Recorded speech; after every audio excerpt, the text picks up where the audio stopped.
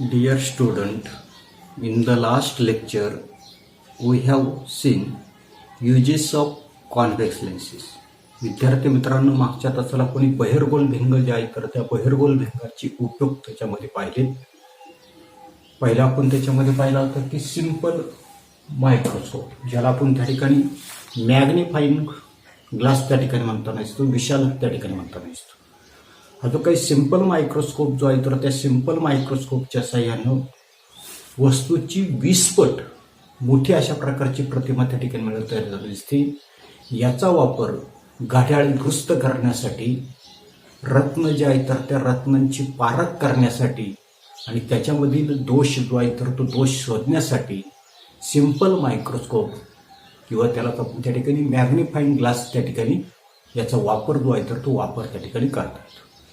दुसरा उपयोग आपल्याला पाहिजे आहे तर तो आहे कंपाऊंड मायक्रोस्कोप, संयुक्त सूक्ष्मदर्शक. Simple microscope is use to observe the small sized object. आपल्याला माहिती आहे की साधा सूक्ष्मदर्शक जो आहे तर तो साधा सूक्ष्मदर्शक लहान आकाराच्या असणाऱ्या काही वस्तू ज्या आहेत तर त्या वस्तू पाहण्यासाठी साधा सूक्ष्मदर्शक त्या ठिकाणी वापरला जातो. But minute objects like blood cell of plants and animals and minute living being like bacteria cannot be magnified sufficiently by the simple microscope. पण की असणाऱ्या काही ब्लड सेल्स म्हणजे सर्वसाधारणपणे रक्तकणिका, त्याच्यानंतर दुसरं आपल्याला सांगितलं पेशी जे आहेत वनस्पती आणि प्राणी पेशी असतील, त्याचबरोबर बॅक्टेरिया, जीवाणू यासारखे असणारे काही सूक्ष्मजीव यासारख्या अत्यंत सूक्ष्म अशा प्रकारच्या वस्तू ज्या आहेत तर त्या वस्तू साधा सूक्ष्मदर्शक जो आहे तर त्या साध्या सूक्ष्मदर्शकाने पुरेशा विशालित होत नाही, म्हणजे मोठ्या त्या ठिकाणी होत नाही. आणि म्हणून पुढे आपल्याला सांगितलंय compound microscope are use to study these objects. आणि म्हणून अशा प्रकारच्या वस्तू ज्या आहेत तर त्या वस्तू पाहण्यासाठी संयुक्त सूक्ष्मदर्शक जो आहे तर त्या संयुक्त सूक्ष्मदर्शकाचा वापर जो आहे तर तो वापर त्या ठिकाणी केला जातो. A compound microscope is made up of 2 convex lenses. संयुक्त सूक्ष्मदर्शक जो आहे तर त्या संयुक्त सूक्ष्मदर्शकामध्ये अशा प्रकारचे असणारे काही 2 असणारे काही कॉन्व्हेक्स लेन्स, या ठिकाणी ऑब्जेक्टिव्ह जे आहे तर त्या ऑब्जेक्टिव्हमध्ये त्या ठिकाणी काय केलेलं आहे, एक लेन्स त्या ठिकाणी वापरला. आता याचे काही म्हणजे पदार्थभिंग जो आहे तर त्या पदार्थभिंगामध्ये त्या ठिकाणी बहिर्वक्र भिंग वापरलेला आहे. दुसरा जो आहे तर तो आयपीस, म्हणजे ज्याच्यामधून आपण पाहतो सूक्ष्मदर्शकामध्ये पाहतो त्याला म्हटलेले नेत्रिका. असं याच्यामध्ये सुद्धा काय केलेलं आहे की बहिर्गोल भिंग जे आहे तर ते बहिर्गोल भिंग त्या ठिकाणी वापरलेलं असतं. म्हणजे 2 बहिर्गोल भिंग जे आहे तर ते 2 बहिर्गोल भिंग काय केलेली की संयुक्त सूक्ष्मदर्शक जे आहे तर त्या संयुक्त सूक्ष्मदर्शकामध्ये त्या ठिकाणी वापरलेले असतात. The objective has small cross section and smaller focal length. तर याच्यामध्ये असणारा जो काही ऑब्जेक्टिव्ह लेन्स जो आहे म्हणजे या ठिकाणी पदार्थभिंग जो आहे तर त्या पदार्थभिंगाचं आपल्या लक्षात येताना दिसतंय की काय सांगितलेलं क्रॉस सेक्शनल एरिया, म्हणजे हा जो काही भिंगाचा असताना जो काही छेद जो आहे तर तो छेद त्या ठिकाणी लहान असतो. त्याचबरोबर याचे असणारे काही फोकल लेन्स जे आहेत, नाभी अंतर जे आहे तर ते नाभी अंतर सुद्धा ऑब्जेक्टिव्ह लेन्सचं कसं असणार आहे, कमी त्या ठिकाणी असतं. The eyepiece has bigger cross section, it's focal length is also larger than the objective. तर याच्या उलट असणारा जो काय आयपीस नेत्रिका जी आहे तर त्या नेत्रिकाचे असणारे काही क्रॉस सेक्शनल एरिया किंवा क्रॉस सेक्शन जे आहे तर तो क्रॉस सेक्शन म्हणजे काय तर सर्वसाधारणपणे नेत्रिका जो आहे तर त्या नेत्रिकेचा असणारा जो काही आकार जो आहे तर तो आकार मोठा त्या ठिकाणी आहे. तिचं नाभी अंतर जे आहे तर ते नाभी अंतर सुद्धा ऑब्जेक्टिव्ह जे आहे तर त्या ऑब्जेक्टिव्ह पेक्षा कसं आहे तर त्या ठिकाणी मोठं त्या ठिकाणी असतं. आणि म्हणून पुढे की higher magnification can be obtain by the combined effect of the 2 lenses. आणि म्हणून या ठिकाणी ऑब्जेक्टिव्ह मधला असणारे लेन्सेस, आयपीस मधला असणारे काही लेन्स या दोघांच्या एकत्रित परिणामानं आपल्याला अधिक अशा प्रकारचं विशाल म्हणजे असणारे काय ऑब्जेक्ट जो आहे तर तो ऑब्जेक्ट काय होताना दिसतो, मोठा त्या ठिकाणी होताना दिसतो दोघांच्या एकत्रित परिणाम. As shown in the figure 7.17 magnifications occurs in 2 things. आकृतीमध्ये दाखवल्याप्रमाणे आपल्या लक्षात येत नसतं की वस्तूची जी काही प्रतिमा जी आहे तर त्या प्रतिमेचं विशालन 2 टप्प्यामध्ये त्या ठिकाणी होताना दिसतं. पहिलं आपल्याला सांगता येईल the image formed by the first object as the object for the second image. तर सर्वसाधारणपणे या ठिकाणी ही जी असणारी काही वस्तू जी आहे तर त्या वस्तूची असणारी काही प्रतिमा जी आहे तर ती प्रतिमा या ठिकाणी आपल्याला या ठिकाणी मिळते. म्हणजे सर्वसाधारणपणे एक जे भिंग जे आहे तर या भिंगानं तयार केलेली जी काही प्रतिमा जी आहे तर ती प्रतिमा दुसरं असताना जे काही भिंग जे आहे तर त्या दुसऱ्या भिंगासाठी काय करता नसते तर ही त्याची वस्तू त्या ठिकाणी असते. म्हणजे हा जो भिंग जो आहे तर त्या भिंगासाठी जे काही ऑब्जेक्ट जे आहे तर त्या ऑब्जेक्टची इमेज आपल्याला इथे मिळाली आणि ही जी काही इमेज जी आहे तर ती इमेज हा जो काय असणार जो काही लेन्स जो आहे तर त्या लेन्ससाठी त्या ठिकाणी ती काय असणार हा ऑब्जेक्ट काय आता नसते इमेज होता नसते. म्हणजे ही जी काही वस्तू जी आहे तर ती वस्तू याच्यासाठी काय आता नसते प्रतिमा जी आहे तर ती प्रतिमा त्या ठिकाणी मिळताना दिसते. पुढे आता काय सांगितलेले the image formed by the first lens act as the object for the second lens. The axes of the both lenses are along the same. या ठिकाणी आपल्या लक्षात येतं नसते की दोन्ही असणारे जे काही भिंग जे आहे तर त्या दोन्ही भिंगांचा असणारा जो काही अक्ष जो आहे तर तो अक्ष काय केला आपण एकाच सरळ रेषेमध्ये त्या ठिकाणी तो घेतले. The lenses are fitted inside a metallic tube in such a way that the distance between them can be changed. आणि हे जे असणारे जे काही दोन्ही असणारे जे काही भिंग जे आहे तर ते भिंग एक धातूची नलिका तुम्ही संयुक्त सूक्ष्मदर्शक त्या ठिकाणी पाहिले तर त्याच्यामध्ये असताना जे काही धातूची असताना जे काही नलिका जे आहे तर त्या नलिकेमध्ये अशा पद्धतीने त्या ठिकाणी बसवलेला असतो की जेणेकरून काय होताना दिसते तर ते असताना जे काही दोन्ही असताना जे काही भिंग जे आहे तर ते भिंग काय करू शकतात त्यांच्यामधलं असणारे जे काही अंतर जे आहे तर ते अंतर काय करू शकतो आपण त्या ठिकाणी बदलू शकतो. त्याच्यानंतरचा पुढचा आपल्याला त्या ठिकाणी युजेस ऑफ कॉन्व्हेक्स लेन्समध्ये त्या ठिकाणी पाहायचं आपल्याला तर तो आहे टेलिस्कोप. पुढचा असणार तो काही कॉन्व्हेक्स लेन्स जे आहे तर त्याच्यामध्ये आपल्याला पाहायचं आहे टेलिस्कोप, ज्याला आपण त्या ठिकाणी काय म्हणताना दिसतो दूरदर्शी किंवा दुर्बीन त्या ठिकाणी म्हणताना दिसतो. काय म्हटलेले दूरदर्शी किंवा त्यालाच आपण काय म्हणतोय दुर्बीन त्या ठिकाणी म्हणताना दिसतो.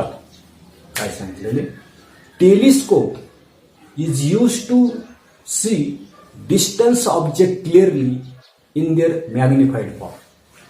हा जो असणारा जो काही दुर्बीन जे आहे तर त्या दुर्बिणीचा वापर कशासाठी करता नसतो तर अति दूरवरची म्हणजे लांबची असणारी जी काही वस्तू जी आहे तर ती वस्तू स्पष्टपणे आणि विशालित रूपामध्ये पाहण्यासाठी काय केला तो दुर्बिणीचा वापर त्या ठिकाणी केला. यात्ता 9वीला तुम्ही त्या ठिकाणी दुर्बीन जे आहे टेलिस्कोप जे आहे तर तो टेलिस्कोप त्या ठिकाणी पाहिलेला आहे.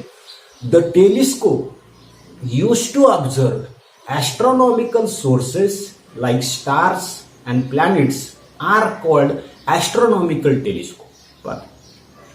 की सर्वसाधारणपणे आपल्या लक्षात येत नसते की अवकाशामध्ये असणाऱ्या ज्या काही वस्तू आता अवकाशामध्ये कोणकोणत्या त्या ठिकाणी ॲस्ट्रॉनॉमिकल सोर्सेस आहेत तर त्या ठिकाणी स्टार्स आहेत प्लॅनेट्स आहेत. म्हणजे सर्वसाधारणपणे तारे असतील ग्रह असतील यासारख्या असणाऱ्या ज्या काही खगोलीय वस्तू ज्या आहेत तर त्या खगोलीय वस्तू ज्या आहेत तर त्या पाहण्यासाठी वापरला जाणारा जो काही दूरदर्शक जो आहे तर त्या दूरदर्शकाला काय म्हटलेलं आहे astronomical telescope. Astronomical telescope.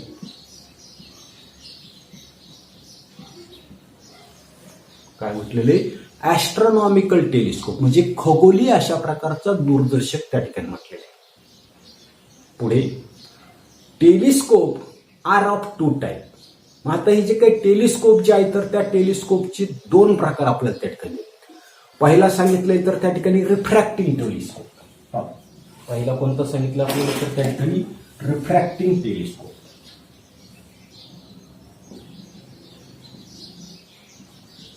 Refracting telescope. आता हा जो काही रिफ्रॅक्टिंग टेलिस्कोप जो आहे ज्याला त्या ठिकाणी अपवर्तनी दूरदर्शक त्या ठिकाणी म्हटलेले धिस युजेस लेन्सेस. याच्यामध्ये लेन्स जे आहेत तर त्या लेन्सेसचा वापर त्या ठिकाणी केलेला असतो. आणि दुसरा प्रकार आपण दिलेला आहे रिफ्लेक्टिंग टेलिस्कोप.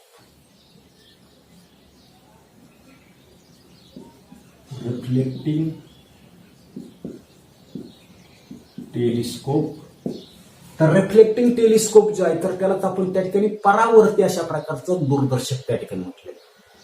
आता याच्यामध्ये हा जो काही रिफ्लेक्टिंग टेलिस्कोप जे आहे तर त्याच्यामध्ये this uses mirrors and also lenses. याच्यामध्ये काय केलं होतं की मिरर अँड लेन्सेस म्हणजे आरसे आणि भिंग अशा दोघांचाही असणारा जो काही वापर जो आहे तर तो वापर त्या ठिकाणी केला जातो. आता पुढे in both of these means in refracting telescope and in reflecting telescope म्हणजे अपवर्तनी दूरदर्शक आणि परावर्तित दूरदर्शक अशा दोघांमध्ये काय केलेले पहा.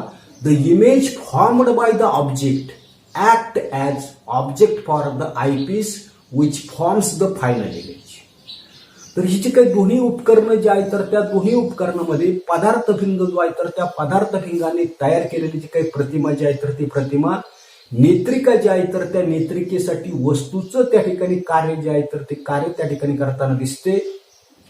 Objective lens has larger diameter and the larger focal length because of which maximum amount of light coming from the distance object can be collected.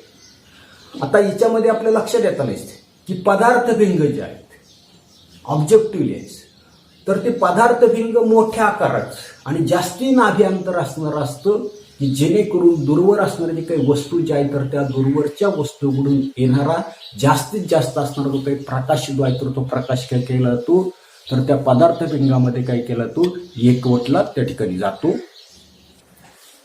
आता पुढे on the other hand the size of the eyepiece is smaller and its focal length is also less. या ठिकाणी असताना काही refracting telescope जो आहे तर त्या रिफ्रॅक्टिंग टेलिस्कोप मध्ये आपल्या लक्षात येत नसते या ठिकाणी ऑब्जेक्टिव्ह लेन्स आहे. तर या ऑब्जेक्टिव्ह लेन्सचे असताना काही आकार जो आहे तर तो आकार मोठा आहे. आयपीसचा आकार त्या ठिकाणी लहान आहे. आता पुढे काय सांगितलं आपल्याला की सर्वसाधारणपणे साईज ऑफ द आयपीस जो आहे तर तो स्मॉलर आहे. आकार स्मॉलर आहे आकार लहान आहे म्हणून त्याचे असणारे जे काही नाभी अंतर जे आहे तर ते नाभी अंतर काय होणार आहे जी काही नेत्रिका जे आहे तर त्या नेत्रिकेचं नाभी अंतर सुद्धा त्या ठिकाणी कसं असणार आहे लहान त्या ठिकाणी असणार आहे. Both the lenses are fitted inside a metallic tube in such a way that the distance between them can be change. या ठिकाणी आपण रिफ्रॅक्टिंग टेलिस्कोप त्या ठिकाणी पाहिलं. आता याच्यामध्ये सर्वच्या सर्व म्हणजे दोन्ही असणारे जे काही भिंग जे आहेत दोन्ही भिंग म्हणजे कोणतं आयपीस मधलं असणारं भिंग आणि ऑब्जेक्टिव्ह मधलं असणारं भिंग म्हणजे नेत्रिकेमधलं असणारं भिंग आणि पदार्थ भिंग या दोघांमधले असणारे जे काही भिंग जे आहेत तर ती धातूची असणारी जी काही नळी जी आहेत नलिका जी आहेत तर त्या नलिकेमध्ये अशा रीतीने त्या ठिकाणी बसवलेले असतात की त्यांच्यामधलं असणारं जे काही अंतर जे आहे तर त्या अंतर काही करू शकतो आपण कमी जास्त त्या ठिकाणी करू शकतो किंवा बदलता त्या ठिकाणी येऊ शकतो. The principal axis of both the lenses are along the same straight line. या दोघांचा असणारा जो काही प्रिन्सिपल ऍक्सिस अशा काळ्या रेषेने मी त्या ठिकाणी दाखवलेला हा जो काही प्रिन्सिपल ऍक्सिस जो आहे तर तो प्रिन्सिपल ऍक्सिस काय दिसतो आपल्याला म्हणजे दोन्ही भिंगांचा अक्ष जो आहे तर तो एकाच सरळ रेषेमध्ये त्या ठिकाणी तो असतो.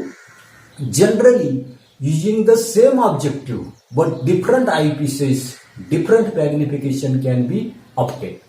त्या ठिकाणी आपल्या लक्षात येत नसते की सर्वसाधारणपणे पदार्थभिंग जो आहे तर तो वेगवेगळ्या नाभी अंतराचे असताना ते काही नेत्रिका जे आहेत आयपीस जो आहे तर तो आयपीस त्या ठिकाणी वेगवेगळा वापरून दूरदर्शकाच्या साह्यानं विभिन्न विशालन जे आहे तर ते विभिन्न विशालन आपल्याला त्या ठिकाणी मिळवता येते. त्याच्यानंतरचा पुढचा आपल्याला त्या ठिकाणी असताना काही युजेस ऑफ कॉन्व्हेक्स लेन्स जे आपण पाहतोय तर त्याच्यामधला पुढचा आपल्याला पाहायचंय तर त्या ठिकाणी ऑप्टिकल काय म्हटलेले ऑप्टिकल इन्स्ट्रुमेंट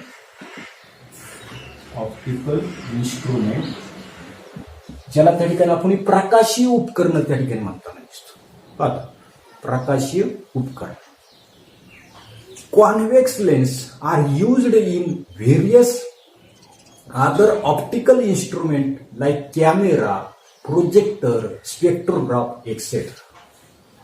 तर बहिर्गोल भिंगाचा उपयोग जो आहे तर तो कॅमेरामध्ये उदाहरणार्थ मोबाईलचा कॅमेरा असेल या कॅमेरामध्ये किंवा प्रोजेक्टर या ठिकाणी आपल्या शाळेमध्ये आयसीटी लॅबमध्ये असणारा तो काही प्रोजेक्टर किंवा सिनेमा हॉलमध्ये वापरण्यात येणारा जो काही प्रोजेक्टर, दुसरं आपल्याला सांगितलं स्पेक्ट्रोग्राफ, वर्णपट दर्शक, विविध अशा प्रकारची प्रकाशीय उपकरणं जी आहेत तर त्याच्यामध्ये काय केला तो बहिर्गोलभिंग जो आहे तर त्या बहिर्गोलभिंगाचा वापर त्या ठिकाणी केला जातो.